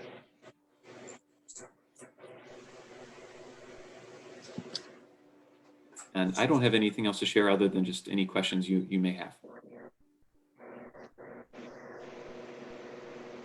Are there any other questions for Evan? All right, we thank you for your report, and we'll go on to Martin, who'll be presenting the next item. Thank you, Mr. Chairman, members of the board. So for item number 6, I'm going to be providing some updates from the planning department relating to our current service levels, some of our ridership, what we've seen in the last few months, and then talk about our upcoming service change that we have planned for next week. Then I'm also going to provide an update for our mobile ticketing app, talk a little bit about WMATA and what they've got going on and how that all fits together. So I will start off first on the service side. I thought it might be helpful just before I started talking about the service to go back to our Dash Recovery of Operations plan and our service restoration plan that we developed back in the spring, and just highlight the goals, what we're trying to accomplish with our service decisions during COVID, because we do recognize that, you know, every lever we pull and you know, every dial we twist in terms of our service decisions has a appreciable impact on the safety and the risk to our customers and to our frontline employees. So, you know, we are first and foremost trying to reduce the risk as much as possible. Sometimes that can be a bit of a balancing act, because on the one hand, of course, we want to provide enough trips and enough passenger capacity to make sure that there's no buses that are getting overly crowded to, you know, create risk that way. But we also want to make sure that we're not putting out more operators onto the streets than we need to. We're not putting more service out there than we need to, because we want to recognize that, you know, every hour that we have a driver out there, every extra bus, every extra day is an additional risk for that employee. So it's a balancing act, and kind of our top goal through this decision-making process is to find the right balance for that. The second goal I have listed here that we developed was just to provide a flexible and proactive approach. You know, we did about, you know, staying ahead of ridership demand curves, like I just mentioned. We also want to be very flexible in our plans because, you know, as we know, there's just so much uncertainty. We could see a sudden surge in ridership. We could see a sudden decrease in staffing availability. We could hear a new recommendation from the CDC or local health officials. So just being able to, you know, scale our service up and down as needed on a quick turnaround has been very important for our service as well. And then the last goal here is when it's safe to do so, which is the key operative phrase. We want to make sure that we are able to restore Dash as the convenient, reliable, and safe option it is. You know, we expect at some point in the future, we're going to want to begin encouraging people to come back to Dash. We're not sure when that's going to be, but when it happens, we want to make sure that the service levels are there, the service is ready for folks when they're ready to come back. So Josh showed you this graph before, but this is the last 5 months, the ridership, and I should note that this is these are shown as percentages of what we would call regular for both service levels and ridership levels. Josh kind of talked you through it, so I won't spend much more time, but you can kind of see that we had to make some very quick service adjustments back in March and April. You know, we scaled down quickly from a Saturday, or from a weekday service, full service, to a Saturday service, and then again to a Sunday service level, which represented about 50% of our regular service hours. And that was in response to, you know, reducing the risk to our frontline staff and the big ridership drop that you see there. So then back around Memorial Day, we scaled back up to an enhanced Saturday service level, which represents about 60% of our regular service hours that we put out on the street for the last and now, as you've heard, we're planning going to happen next week, which will bring us up to a modified weekday schedule, which reflects about of the 80% of regular service hours. I am getting a notification that my connection's a little unstable, so please, you know, wave at me if you're having trouble hearing me. Yeah, Martin, if you want to turn off your video, that's probably fine. We'll just follow your audio. Okay. So as I mentioned, we're planning to move up to an 80% service level next week. So that will continue to allow us to stay ahead of the curve. I do want to note that this graph shows a system-wide picture. That's really important for kind of a high-level understanding, but of course, for us, we want to have a more granular approach. So next slide, Josh. So I won't go into too much details on this because it's a little bit more wonky, but this shows kind of by route and by time of day for weekdays, what our boardings per revenue hour are. The left side shows July 2018, the right side shows July 2020. The colors are indicative of the number of boardings per revenue hour. So if you see the red, that means that we're 15 boardings per revenue hour or higher. Yellow is 10 to 15 boardings per revenue hour. So the red is not necessarily indicative of crowding. This would be a decent proxy to show that there may be some potential for crowding. The red does not necessarily mean that there's crowding, but it's something that it's an indicator that we might want to look into a little closer. But as you can see, comparing 2018 to 2020, it's been a lot quieter in 2020. We do have some routes that are performing reasonably well. I should note that these graphs reflect both the boardings and the amount of service. So, if you have a lot of boardings, but you also have a lot of service, it wouldn't necessarily pop up as red because the service is there to accommodate the number of boardings. I'll also note the chart on the right includes a lot of stage buses and unscheduled trips that we've included on several routes. So if we didn't have those stage buses and those unscheduled trips, you may be seeing more red and more yellow, but because we have those, you don't. So that's kind of the snapshot of what we have right now, and I'll try to continue to provide updates on that going forward, so you can see that. Next slide. So I wanted to provide some insight into the kind of the decision process that we use for our service plan decisions, and I did we put out a video a couple weeks back that I know the board was provided a link for. So I apologize for those that saw it, and this may be kind of rehashing some of that. But the top factors that we identified from our recovery and operations plan back in the spring were these 5 factors. Number 1, obviously, is the health considerations. What we've been hearing from the CDC, from state and local health officials. We want to make sure that we're staying in line with their recommendations. But then also ridership and passenger loads, not just in the past, like the graphs I just showed you, but also going forward. So we've been, we're in close contact with regional partners, talking to OPM, the Department of Defense, to learn about what they're planning in the coming weeks and months. Also in close contact with ACPS, the public schools here in Alexandria. Obviously they made a big decision recently to go to 100% virtual. So we've been kind of working with them on how that'll impact us. So just kind of staying ahead of the game on some of those things is helpful in making sure we're making the right decisions. Obviously 3 and 4, we need enough buses, we need enough staff to operate the service levels that we want to operate. So that's always part of the calculus. And then 5th is just regional coordination. We have every week, we have 2, maybe 3 calls a week with other regional agencies to kind of learn about what they're doing, to discuss what we're doing in terms of policy, in terms of service, just because we know that there are just so many people in this area that use different buses with different colors to complete their trips. And we want to make sure that there's at least some semblance of consistency and coordination between those to make sure they're having a consistent experience, and it kind of further justifies some of the policies and decisions that we make. Next slide, please. So this is also from the plan that we developed back in the spring, and this was kind of meant to be like a target for how we would move through our 3 phases of service recovery, and it actually is proved to be pretty accurate, for at least for the first 2. So we currently are in the stabilization phase, which is that enhanced Saturday service plan. We've been in that since May. And as you can see, that was kind of designated for about 25 to 40% of our regular ridership. As you saw from the graph before, we're at about 35% of our ridership, so get 40% mark. And the timing kind of matches up too. We figured Labor Day would be kind of a key date. So with that in mind, we're in second phase, which is managed restoration, which is reduced weekday, or we're calling it modified weekday. And that's where we kind of take a targeted approach on, bringing the routes that have stronger ridership up to full weekday service, but then the ones that are still seeing really low ridership, leaving those at reduced service, just like I said, to find that balance between, putting enough service, not putting out more frontline workers than we need to. And so you can see that that's the second phase. We've got that tentatively for September to December. Obviously, the timing of the third phase will be subject to a lot of different factors, but right now we're tentatively shooting for January is when that next phase, which would be a return to full weekday service, would happen.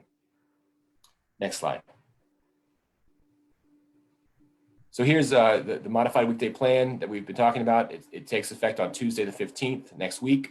Like I said, it's a strategic approach to kind of target the routes that really need that extra service.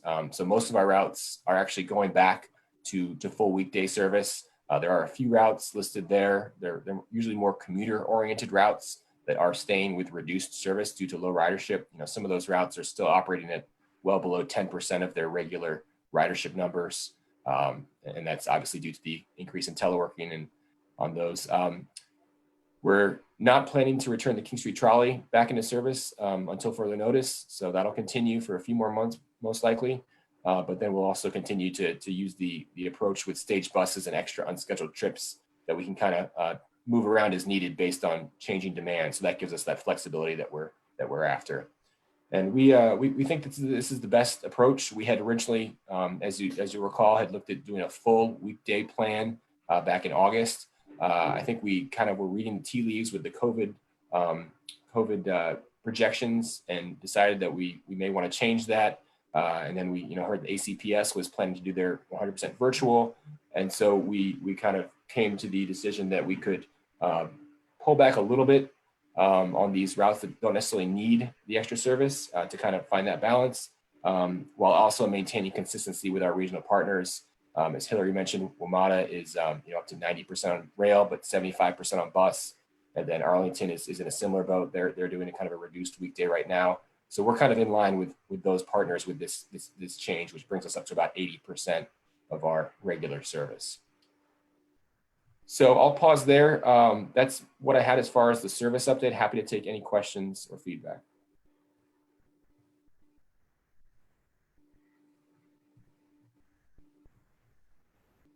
I'm not seeing any there, Martin. So you're probably good to go. All right.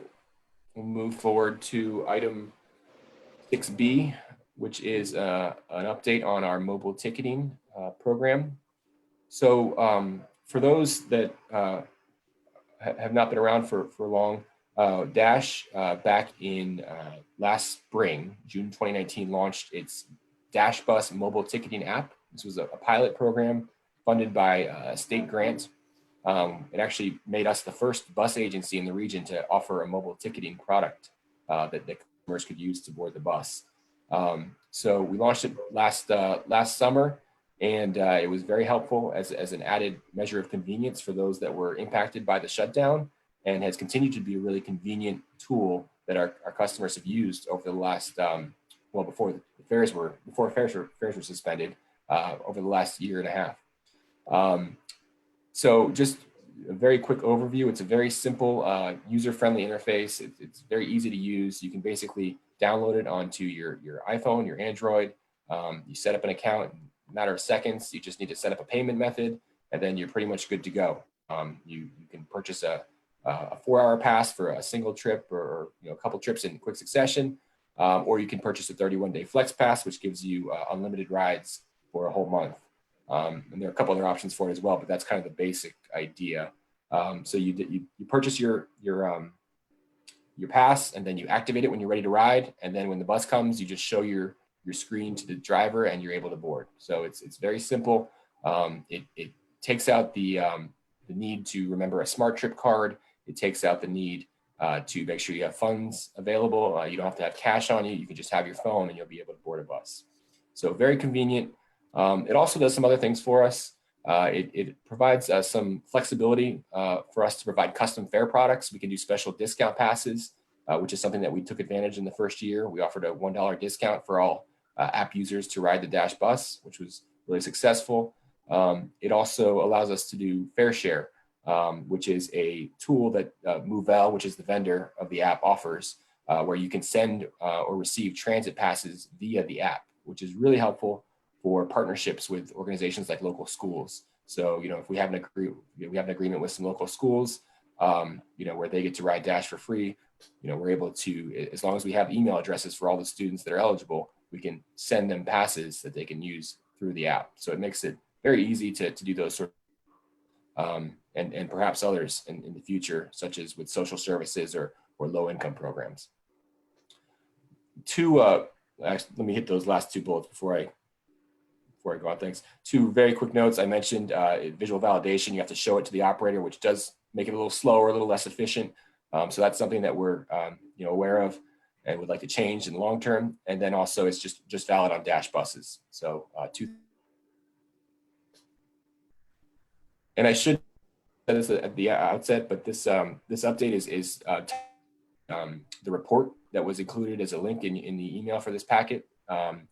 50 summary year of the Dash bus mobile ticketing pilot. So if you had a chance to read that, great.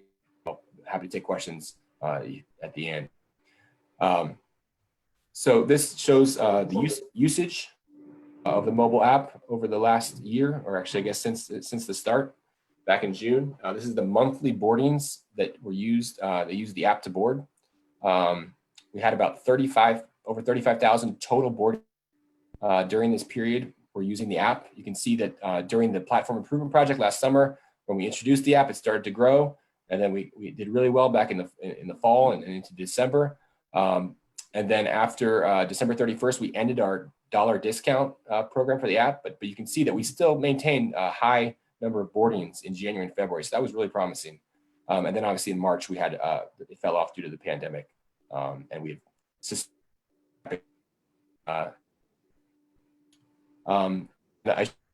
7,000 downloads, which was good. For context, this represents a small overall payment. We're talking about in the neighborhood of about 2% of fare transactions. So it's a little bit lower than maybe we'd hope in the long term. But it certainly gives us a lot of helpful feedback. And the customers that have used it have really enjoyed it and have been raving about the convenience. Next slide, please.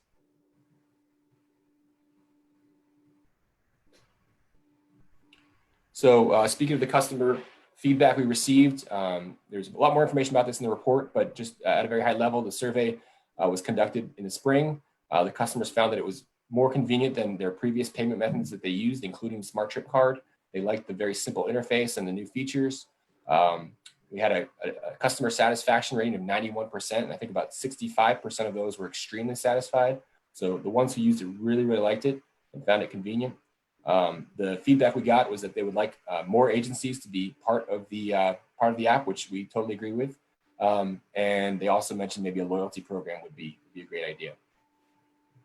Operators appreciated the app, but I think that they are looking forward to electronic validation when we're able to do that, because it limits their need to be involved in the transaction, and it also makes it a lot quicker in terms of if you're just going on and tapping on the fare box, which is what you have for the electronic validation, it's a much quicker process. You have a less dwell time for the bus, so it speeds up overall operations, and it's much smoother for everyone. So we hope that in the long term, of course, that we'll have that seamless experience. Smart benefits integration. This is something that we got up and running just as the fares were suspended. So we're going to continue to push that when fares resume. And then I just wanted to stress a couple additional benefits, namely the fare share program that I mentioned, our ability to kind of customize our own products. We are able to use the app to issue courtesy tickets, which is really helpful from a customer service standpoint. If we have a customer who's had a really difficult experience and been inconvenienced, we're able to issue a courtesy ticket if we feel that that's appropriate. And that's much easier to do with the app than it had been before. And then, like I said, potential future considerations for low-income riders and those without a bank account. Potentially, you could use the app to help provide them with a discount.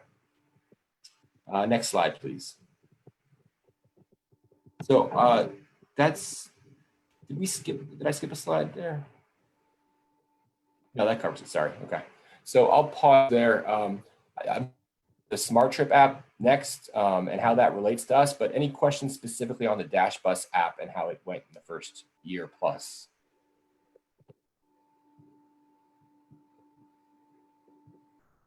Yeah, Martin, I think I'll just say, the board gave you and the staff who worked on this a lot of kudos when it was rolled out, because we got a lot of good attention, even at our stockholders meeting earlier this year, from council for being the first and being very innovative on this. And so I think your report underscores the importance of this application. We didn't know what WMATA was planning to do. The app that they've developed is not fully integrated.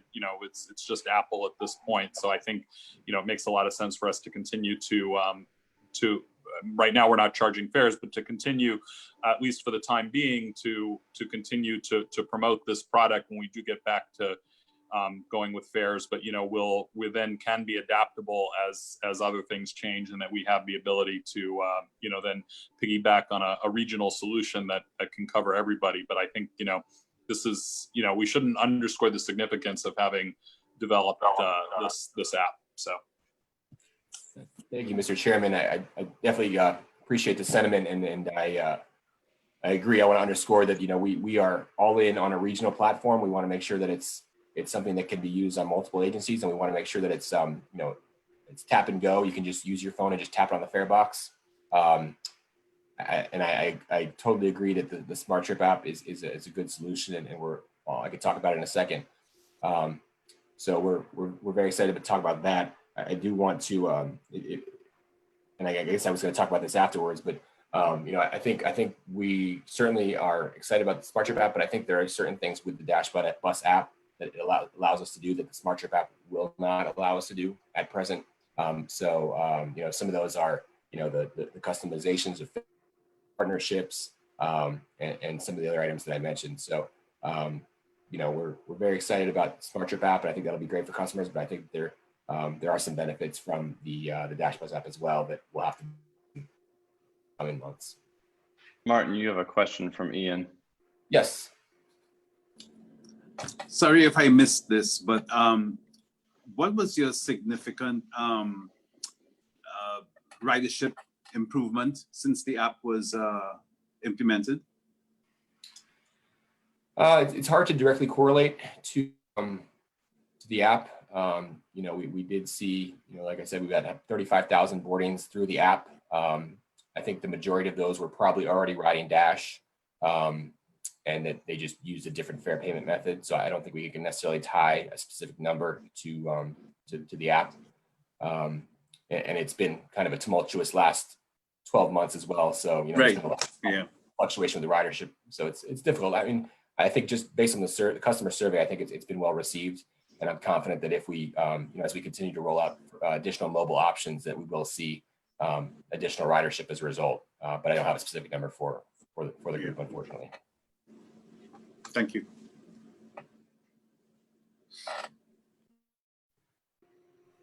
Okay. Well, we've got the Smart Trip app up now, so I'll go ahead and talk about that. So this was a project that WMATA has been working on, and we've been assisting with testing and providing feedback for the last couple of years. They launched, I think it was last week, their Smart Trip app. Well, there's two components to this. One is the Smart Trip for Apple Wallet, which is not an app. It's actually the Apple Wallet, where you can add a Smart Trip card to your Apple Wallet. And then supplemental to that is the Smart Trip app, which allows you to manage the back end of your account, of your Smart Trip account, to assign cards to your Apple Wallet, add funds to check your balance, to work with your smart benefits, etc. But the highlight of it is the Apple Wallet. This is something that's really new and innovative. This is the first time in North America that Apple has launched this type of product. It's available for iPhone 8s and later, and Apple Watch 3s and newer. It basically allows you to, once you add the Smart Trip card, the virtual card, to your Apple Wallet, allows you to just touch your phone or your watch to the fare gate and just board the bus. It's based on NFC technology, which is in the phones, or at least the Apple phones, the newer ones. And it is accepted anywhere you have a Smart Trip target. So anywhere you can use your Smart Trip card, you can also use the Smart Trip app or your Apple Wallet if you have everything loaded correctly. And that includes Dash, I should be clear on that. So when we start collecting fares again, this will be an option for fare payment for our customers. Also, the app provides some trip planning and real-time information, just like our app does. Like I said, it allows you to check the balance, add funds, and is compatible with Smart Benefits. So it's a really exciting, innovative tool that they've released, and we're looking forward to when we resume fares that people will be able to take advantage of this, and we're hoping that we'll be able to get a lot of feedback from our customers when they do, in terms of how convenient it is and what they like about it, help shape some of our future decisions. Next slide, please.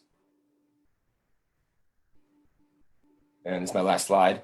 So just in terms of next steps, I forgot to mention this, but our current contract with Movell, which is our Dash Bus app provider, is through March 2021, and we have option to extend by single years after that. We made the decision to extend that.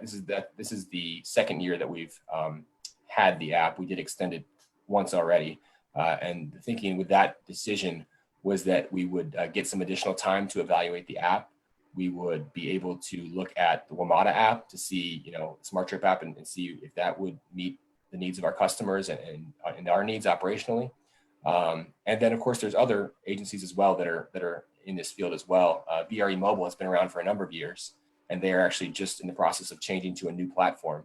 They're currently on the same platform that we are with Movell, but they are changing to a different platform in the next 2 months. So we're going to be closely observing that to see how they like their new platform, and if that's an option for us to join as well. And then there's several other regional providers as well that have been actively engaged in these activities. So we're looking to see where the region is headed, and we want to make sure that we're heading towards kind of a regional consensus for 1 or 2 apps, as opposed to kind of a fragmentation where there's 6 or 7 different apps, because that would be we wouldn't want to have that situation. So the key questions, like I said, is where's the region headed with mobile payment over the next few months. So we'll have to see what that how that works. And NVTC, the Northern Virginia Transportation Commission, has been leading some groups to discuss that very question. So that we've been active in that. So hopefully we'll have some good insights over the next couple months, so that when we reach that March 2021 deadline, we will have a good sense of where we want to go next. And the question of should we maintain a Dash specific app? Like I said, there are some uses, some things that we can benefit from having our own Dash Bus app. Maybe we're still pointing our customers to the Dash Bus app for certain things, maybe for the Smart Trip app for other things.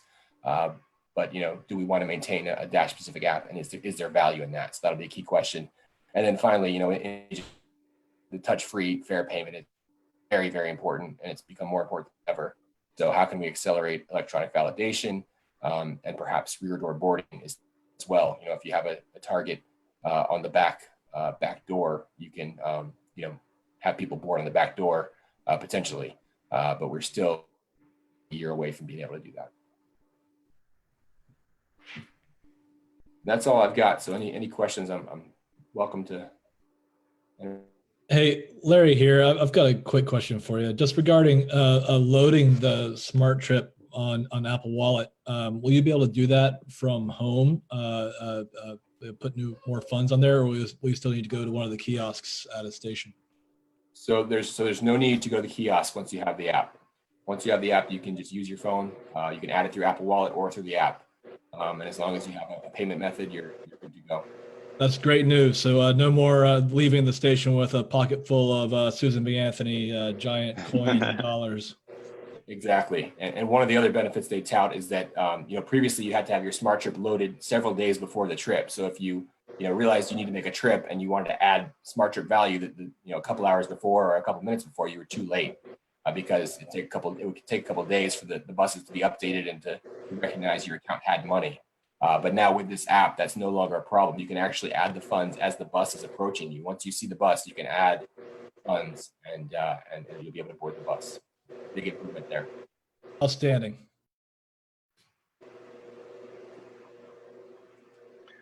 One thing I would add to what Martin said, and Martin, I think you put it really well. Both of these apps are very important and are great, I think, for the ridership. There's a component here with the Smart Trip system, especially for those new to the board. But Smart Trip as an infrastructure is very old, and the back end equipment.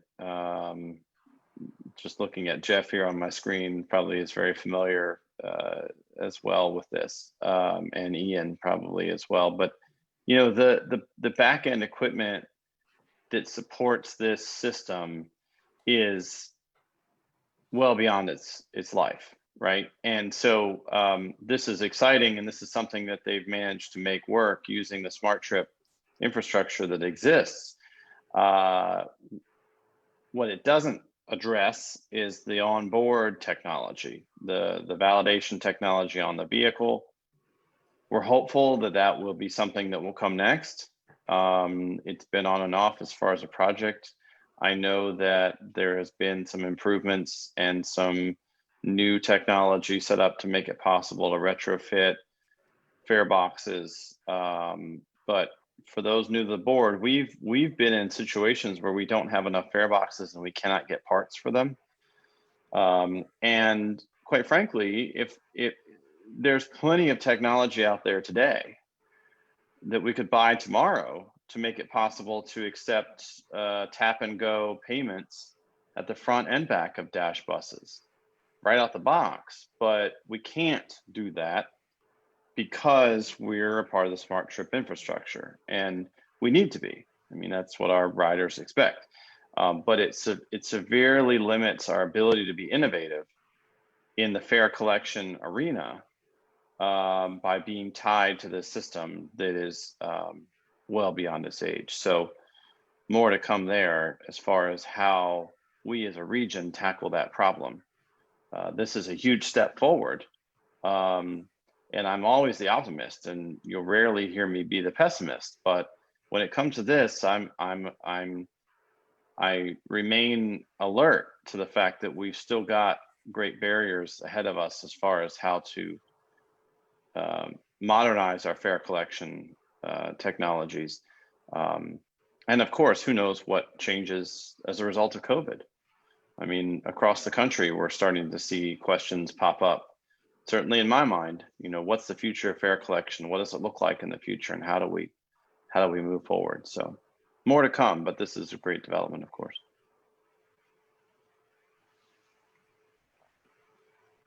Any other questions on this topic for Martin? I appreciate the presentation.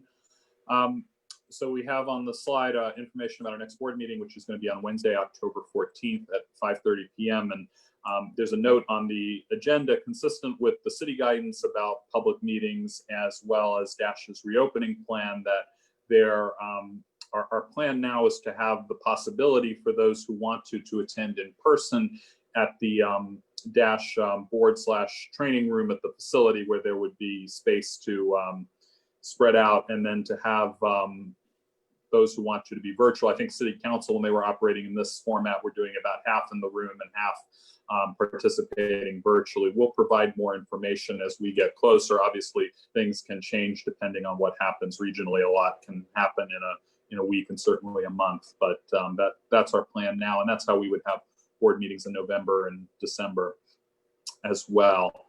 I did want to circle back just before everybody gets off the call to something Larry had said earlier in the meeting when we were talking about Mike Nixon's retirement, specifically about naming possibilities, and just to kind of, gave that a little bit of thought as we went on through the meeting, and just wanted to offer this as possibly a suggestion way forward if folks are interested. So, Dash facility is a little different in, say, compared to a school or a library or City Hall, in terms of the facility is not primarily a public building. It is really there. The folks who see names and see what we put on the walls really are the employees, the workforce who's there. The only thing that's named, to my knowledge, at the Dash facility right now is the facility itself, is named for Bill Hurd, who was the original chair of Dash and was sort of the force who had kind of was tasked by then Mayor Beatley to kind of create the Dash system. And so he was honored with that name when the facility opened.